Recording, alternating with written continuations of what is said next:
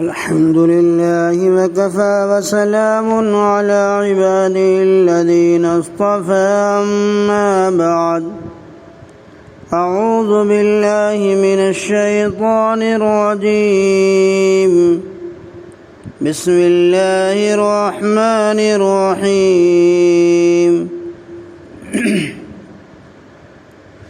وأتموا الحج والعمرة لله فإن أحصرتم فما استيسر من الهدي ولا تحلقوا رؤوسكم حتى يبلغ الهدي محله فمن كان منكم مريضا أو به أذى من رأسه ففدية من صيام أو صدقة أو نسك فإذا أمنتم فمن تمتع بالعمرة إلى الحج فما استيسر من الهدي فمن لم يجد فصيام 3 أيام في الحج و7 إذا رجعتم تلك 10 كاملة ذلك لمن لم يكن أهله حاضر المسجد الحرام واتقوا الله واعلموا أن الله شديد العقاب۔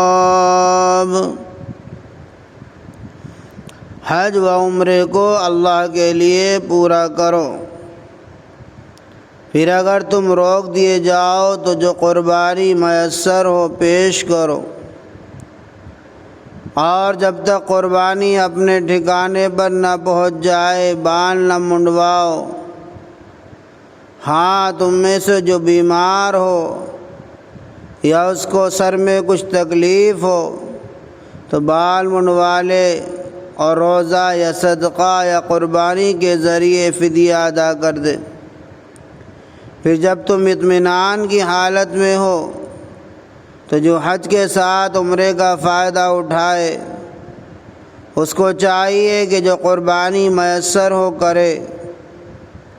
جس کو قربانی کا جانور میسر نہ ہو وہ 3 دنوں حج کے دنوں میں روزہ رکھے، اور 7 روزے تمہارے واپس آ جانے کے بعد۔ یہ پورے 10 روزے ہوئے۔ یہ حکم ان لوگوں کے لیے ہے جن کے گھر والے مسجد حرام کے پاس نہ رہتے ہوں، اور اللہ سے ڈرتے رہو اور جان لو کہ اللہ کی سزا بہت سخت ہے۔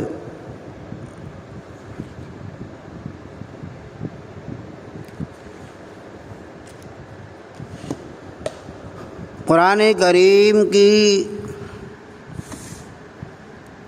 اس آیت کے اندر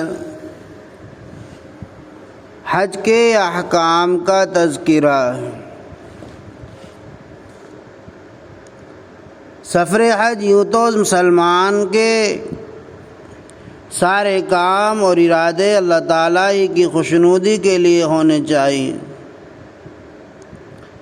لیکن یہاں حج اور عمرے کے ساتھ اس بات پر خاص زور دیا گیا ہے کہ اس میں سفر پیش آتا ہے جس میں سیر و تفریح اور اچھی بری بہت سے اغراض بآسانی شامل ہو سکتی ہیں۔ اس لیے ارشاد باری ہوا کہ تمہاری اولین غرض اللہ کی رضا جوئی کے سوا کچھ نہ ہو۔ عمرے کو چھوٹا حج بھی کہتے ہیں۔ اس کے لیے وقت کی کوئی قید نہیں، وہ سال میں ہر وقت ادا ہو سکتا ہے۔ البتہ 9، 10 ذی الحجہ اور ایام تشریق یعنی 11، 12، 13 ذی الحجہ میں عمرہ کرنا مکروہ ہے، جو کہ حج کے ایام ہیں۔ حج کی 3 قسمیں ہیں۔ ایک افراد یعنی ایام حج میں صرف حج کی نیت سے احرام باندھنا اور صرف حج پر اکتفا کرنا۔ دوسرے تمتع یعنی ایام حج میں پہلے عمرے کا احرام باندھ کر عمرہ کرنا اور اس کے بعد اسی سفر میں اسی سال حج کا احرام باندھ کر حج کرنا۔ تیسرے قران یعنی ایام حج میں حج و عمرہ دونوں کا احرام ساتھ باندھنا اور پہلا عمرہ کر کے احرام کو بدستور قائم رکھنا، پھر اسی احرام سے حج کرنا۔ احناف کے نزدیک یہ تیسری قسم حج کی سب سے اعلیٰ اور افضل ہے۔ اب سوال یہ پیدا ہوتا ہے کہ حج کب فرض ہوتا ہے؟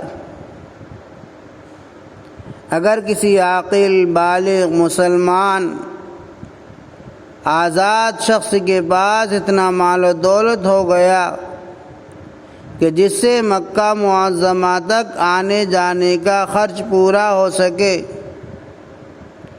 اور اس کے سفر کے زمانے تک کا کھانے پینے کا ضروری خرچ اپنے اہل و عیال کے لیے دے سکے تو حج اس پر فرض ہو جاتا ہے اور تمام زندگی حج کی فرضیت قائم رہتی ہے جب تک کہ حج ادا نہ کرے، خواہ بعد میں اس کے پاس اتنا مال و دولت رہے یا نہ رہے۔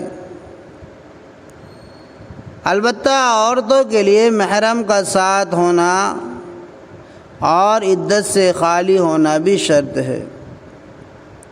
جب حج فرض ہو جائے تو جہاں تک ممکن ہو بہت جلد ادا کیا جائے اور تاخیر نہ کی جائے۔ ایک حدیث میں حج کی فضیلت اور برکت کے بارے میں نبی کریم صلی اللہ علیہ وسلم کا ارشاد ہے کہ حج اور عمرے کے لیے جانے والے اللہ تعالیٰ کے خاص مہمان ہیں۔ وہ اللہ سے دعا کریں تو اللہ ان کی دعا قبول کرتا ہے اور مغفرت مانگے تو ان کو بخش دیتا ہے۔ مدینہ طیبہ میں روضہ اقدس صلی اللہ علیہ وسلم کی زیارت اور حضور اقدس صلی اللہ علیہ وسلم کی مسجد میں نماز پڑھنا، جہاں ایک نماز کا ثواب بخاری اور مسلم کی روایت کے مطابق 1000 سے زیادہ ہے، اور ابن ماجہ کی روایت میں 50,000 نمازوں کا ثواب مذکور ہے، اور براہ راست نبی اکرم صلی اللہ علیہ وسلم سے مخاطب ہو کر صلاۃ و سلام عرض کرنے والوں کو مکہ مدینہ پہنچ کر نقد حاصل ہوتی ہے۔ مسجد حرام میں جو تمام مساجد سے افضل ہے، جہاں ایک نماز کا ثواب 1,00,000 نمازوں کے برابر ملتا ہے۔ محترم سامعین، یہ آیت جو کہ واقعہ حدیبیہ میں نازل ہوئی، جو سن 6 ہجری میں واقع ہوا، جب نبی کریم صلی اللہ علیہ وسلم اور آپ کے ہمراہ صحابہ کرام رضی اللہ تعالی عنہم نے عمرے کا احرام باندھا ہوا تھا اور کفار مکہ نے مکہ میں داخل ہونے اور عمرہ ادا کرنے سے روک دیا تھا، تو اب یہ سوال پیدا ہوا کہ اگر احرام باندھنے کے بعد کوئی مجبوری اور معذوری پیش آ جائے اور حج و عمرہ ادا نہ کر سکیں تو کیا کریں؟ چنانچہ آیت میں محصر کا حکم بتلایا جاتا ہے کہ محصر اسے کہتے ہیں جس نے حج یا عمرے کا احرام باندھا ہو مگر کسی مجبوری سے پورا نہ کر سکا ہو، مثلا بیماری کی وجہ سے احرام باندھ لینے کے بعد بیت اللہ نہ پہنچ سکے، یا کسی دشمن نے راستہ روک لیا یا کوئی موسمی اور دوسری رکاوٹ حائل ہو گئی۔ اب آیت کے اس حصے سے متعلق حسب ذیل مسائل مذکور ہیں۔ نمبر 1، اگر حج و عمرہ کسی عذر سے پورا نہ کر سکے، خواہ راستے میں بدامنی ہو گئی ہو یا بیماری نے مجبور کر دیا ہو، تو ایسے شخص کو چاہیے کہ کسی معتبر شخص سے کہہ دے کہ فلاں تاریخ میں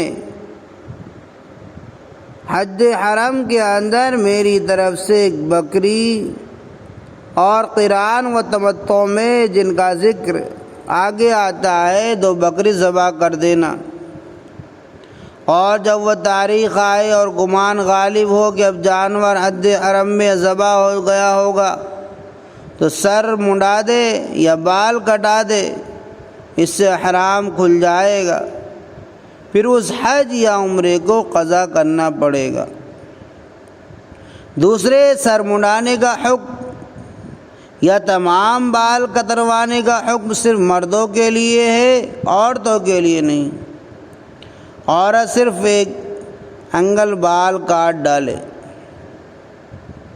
تیسرے، اگر حج یا عمرے کا احرام باندھ لیا اور اس کو پورا کرنے سے مجبوری نہیں ہوئی یا نہیں رہی، لیکن اور کسی عذر یا بیماری یا تکلیف سے سر منڈانے کی ضرورت پڑی تو اس کو 3 باتوں کا برابر اختیار ہے، خواہ سر منڈا کر 3 روزے رکھ لے، یا 6 مسکینوں کو کھانا کھلائے، یا 1 بکری حدود حرم میں ذبح کر کے مسکینوں کو کھلائے۔